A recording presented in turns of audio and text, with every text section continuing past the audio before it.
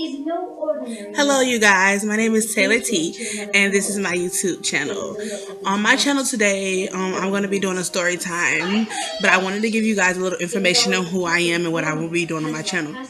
On my channel, I will be talking about my journey to success and how I'm trying to reach all my goals spiritually, mentally, physically, and the struggles and obstacles that we go through every single day. I also will be posting my music because I am an upcoming artist.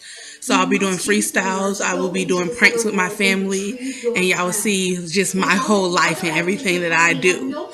So the first story time that I'm doing today is going to be talking about the time I went to jail. Yes, I went to jail 3 times. So this time that I went to jail, well, let me start from the beginning. Okay, so this time I went to jail, I had a warrant out for my arrest, and I actually was going through a depressed state.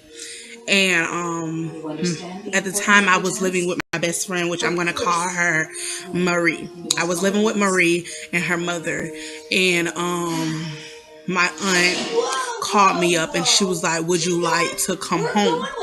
And I always say no, but I said yes this time because I was going through a depressed state. And I'm going to call her Auntie D. So my Auntie D came and got me, and my mother ended up coming to get me too. And we got to the house, and they knew about the warrant on my arrest, and they knew that I was very stressed out. So I just stayed at my aunt's house for a few days and whatever, going through. And they called one of my other auntie, and that's my Auntie J. And my Auntie J was like, well, I'll pay your probation, which, you guys, had a warrant out for my arrest, and because I failure to pay my probation. And I'm going to do another video telling you guys why I was on probation and everything. So, you guys, I spent a couple of days at home getting everything situated. My aunt went and paid off my probation, but I still had to turn myself in because I already had violated and had a warrant out for my arrest. So I ended up going to turn myself in. My mother, my Aunt D, my Aunt J, and her husband all took me up there. Everybody was crying. We were emotional.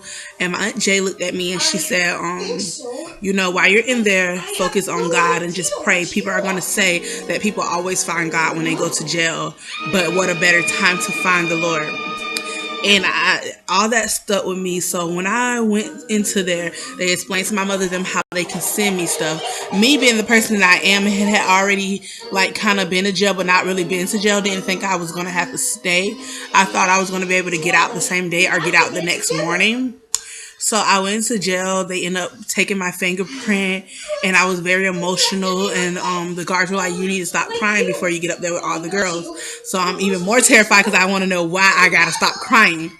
So, and my Aunt Jay kept telling me, defend yourself no matter what. So I was really terrified at that point. So I ended up going up there, changing. They ended up making me change into these orange suits. They even made me take off my underwears and bra and put on these cotton underwears. If you ever had a baby, they give you these netted underwears when you're pregnant. So anybody who had a baby might know what I'm talking about. They give you these cotton underwears in jail also.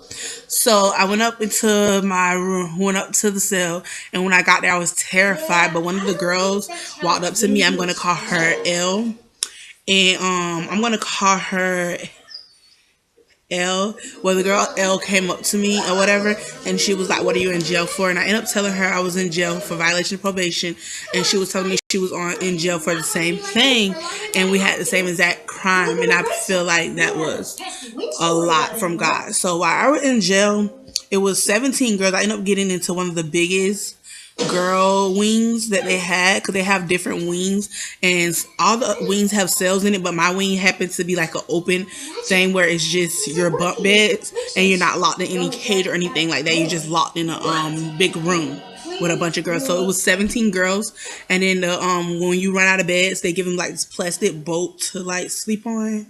It's hard to describe, but the girls were on the plastic boat, 3 other girls, so a total of 20 girls in there. And I started to get to know the girls, but I was kind of in my own thing, and I was very emotional.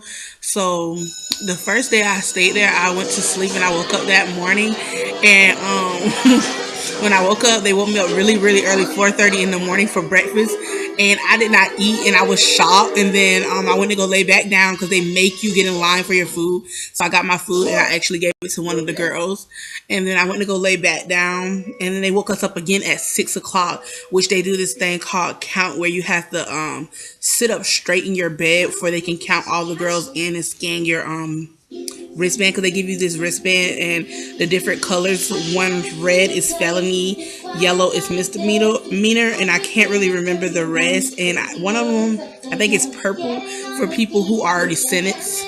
So I was sitting there and the girls were looking at my wristband. They were like, "You have red and you're a baby. You're the youngest one in here." Me and this other girl was the youngest. "How did you get a felony?" So I was explaining to them my crime, which I'm going to explain to you guys what I did and what happened that day in another video, because it's going to be too long to do all that. But so yeah. So I went to actually, so I'm sitting up 6 o'clock in the morning. They doing count. You have to sit your back straight up so your back kind of hurt. And it's already, the bed is already metal with a little flat little mat thing. So you already are in pain, and the jail is freezing. So you want to keep your cover on. And oh yeah, I forgot to tell you, at breakfast you have to make up your bed.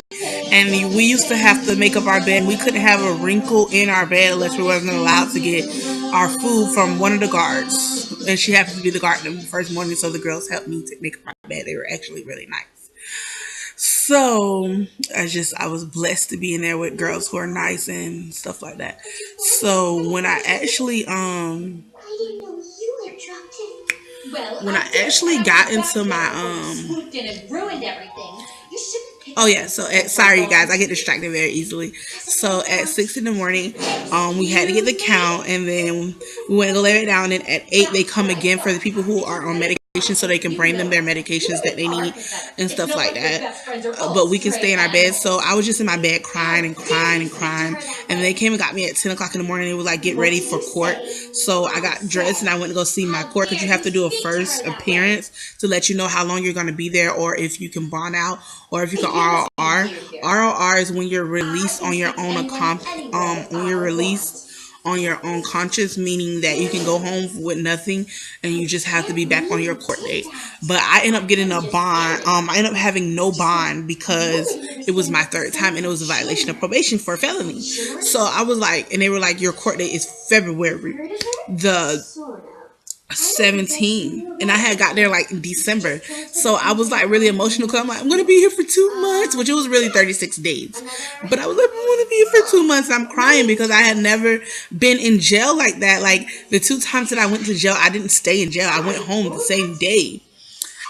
Or either one night and went home. So I'm like emotional. I come back, I'm hysterical, I'm crying. And the girl L that I was telling y'all about, who I first met, she was like, "Oh, okay, don't be sad. When is your date?" And I was like, "February 17th. She was like, "Mine's too." And it was just like a coincidence. And I know that now, I didn't know then, but I knew what God was doing. But now I know that God was blessing me and having favor with me and teaching me how to help people and putting people around me that could help me. And it really paid off in the future. So, so she ended up letting me use the phone. She was like, "You can use some of my phone time since I know you don't have any money yet, and call your family." So I was calling my family, and I was on the phone with my Aunt Jay, and I was hysterical. And she was like, "Just pray. I can't come get you, but I'm gonna put some money on my phone for you. But you'll have to call me like every other day, so we can save money." And then my mother, she didn't actually answer the phone. And then I called her the next day, but she answered, and she told me to stay strong and stuff, because she had been to jail so many times.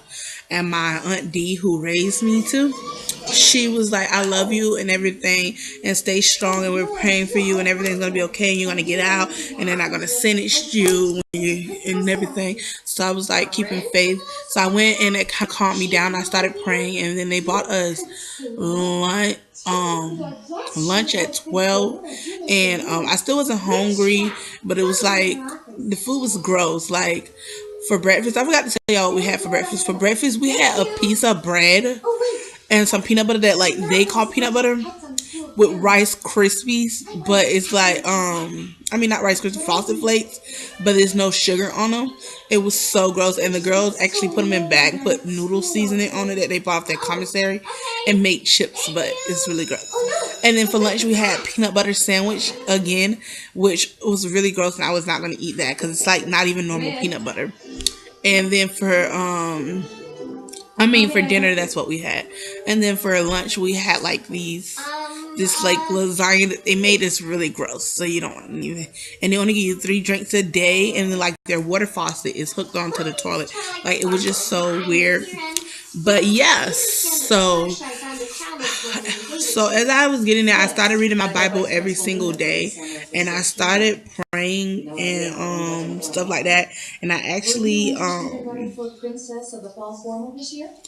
got to know some of the girls, and I watched some of the girls, and one of the girls there showed me how I looked and how sometimes we can talk about things that doesn't even matter, and how we make ourselves a victim, and instead of being more than being what instead of growing from the things that happen in our life, in other words.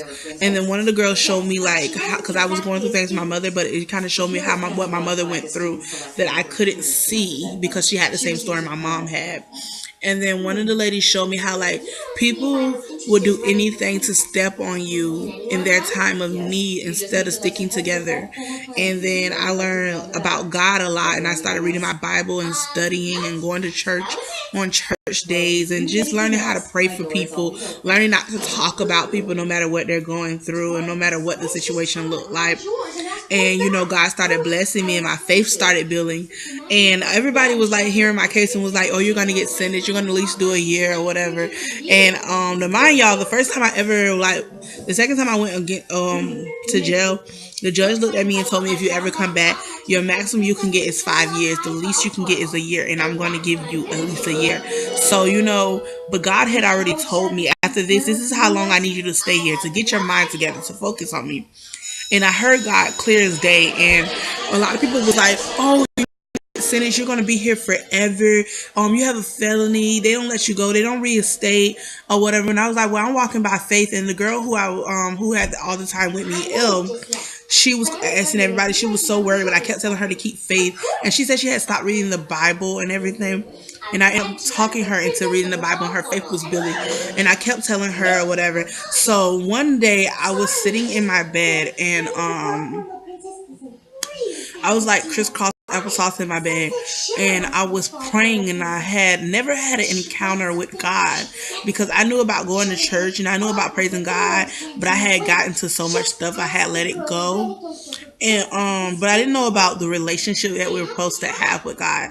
But in that time, I didn't even realize I was building a relationship with God. I was talking to him every day. God, I could hear God, and we were talking and laughing. And when I cried, I said, "Lord, wipe my tears," and my tears were instantly dry, and I knew it was God wiping my tears. Well, that day I was really going through, so I sat and meditated on God's word, because I had just read in the scripture about meditating on his word, and I was meditating on his word and praying to him. And I said, "Well, God, take me to a place where it's me and you." And I felt God. I did not see his face or his hands, but I felt the presence of God. If you have ever felt the presence of God, you can understand where I'm coming from. I felt the presence of God. And he had set crisscross applesauce with me. And as we set crisscross applesauce, I felt us float up. And we were there, and it seemed like just for like a little while, I was just in the presence of him. And I had tears rolling down my eyes, because God was just showing me people in my family who had prayed for me. My aunt just begging me to come home. And he had showed me all these things. And as I opened my eyes, my friend, the girl Elle, was like, "I was calling you for an hour. You didn't even hear me. It's like you were in a whole other place." And that's when I knew who God truly was. And that's when I knew about, God is bigger than what we know. God is greater, and the things he can do for us. And then they end up switching us to. And then after that, after we got to know the girls, we started having fun and getting along, working as a family and everything. And like a week, they were like calling. They were like, "We need to switch all you guys." So we were like, "Oh my gosh, why do we have to get switched?" So they were like, they're painting our wings. So they separated all of us into different wings. And me and this other girl, we were the only two together, and they put us in a wing, but we didn't really talk. So the girls who got into our wings, they were like being really mean to us. And I can't remember the girl name, so I'm gonna call her Nikki. So me and Nikki was in the wing together, and they were like being really mean to us, and she said she couldn't take it, so she ended up getting switched out and left me. And we were like in the freezer part, so they give us two. We are the only people in F. It's called F wing that gets 2 blankets, so we got 2 blankets, and the girls were like torturing me and trying to fight me and yell at me. And I just started praying, and they were calling me the Antichrist because I was praying, and it was just like so sad. And one night I went to sleep, and when I went to sleep that night, I ended up praying for, I ended up dreaming about me and my cousin because my cousin was in jail at the time too. And we're gonna call my cousin Eric. Me and Eric was in jail too. So me and Eric, we went to, I went to sleep and I dreamed about me and Eric was free from jail. I woke up that morning. I had called my aunt Jay, and she answered, and I was telling her, and she was like, "Well, you know that's from God because your cousin got released." And I didn't even know it, but my cousin was out, and it was like God reassuring me, "I'm going to get you out of this situation. You just have to believe in me." So my faith was even more stronger, and girls in the jail started asking me to pray for them. And I would pray for a couple of them, and they would get out of jail who wasn't even supposed to.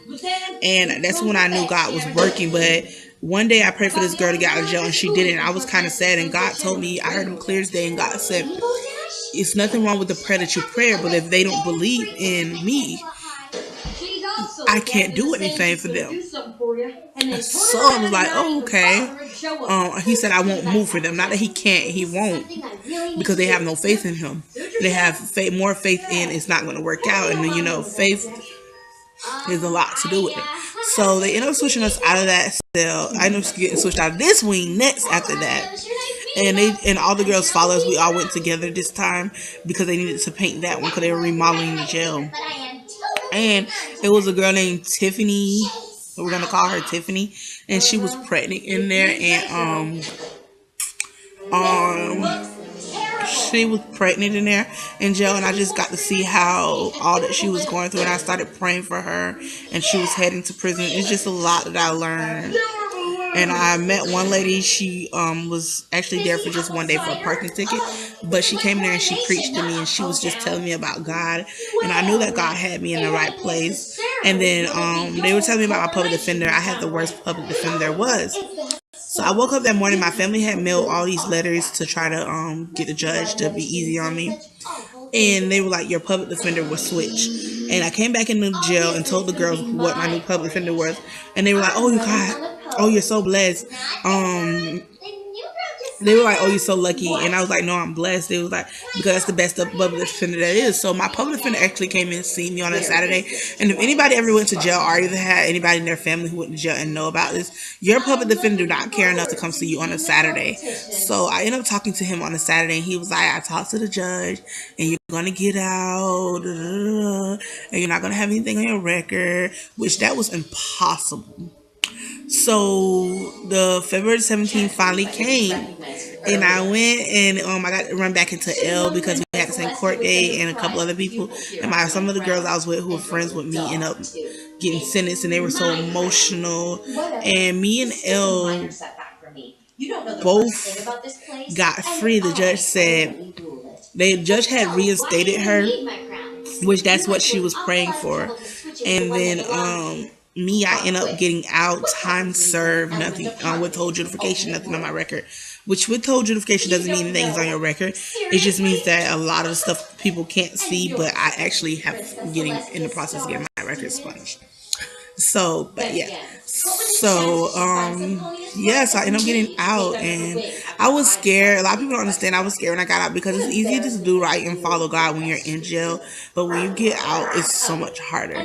But I'm going to give a story about what happened once I got out. That's all that I have for you guys today on that one.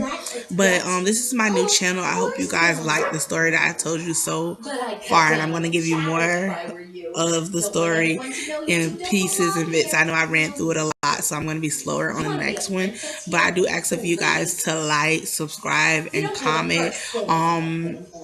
Comment on videos that you would like me to do. I'm going to let you guys know my social media. So comment on, let me know on Facebook at Taylor Thomas. Taylor Thomas Solo Dolo, and inbox me anytime that you want me to do a video. And I hope you guys like, comment, subscribe, and share. Thank you, and have a wonderful day. Sparkle will be sorry she ever set hoof into this world. Not that she would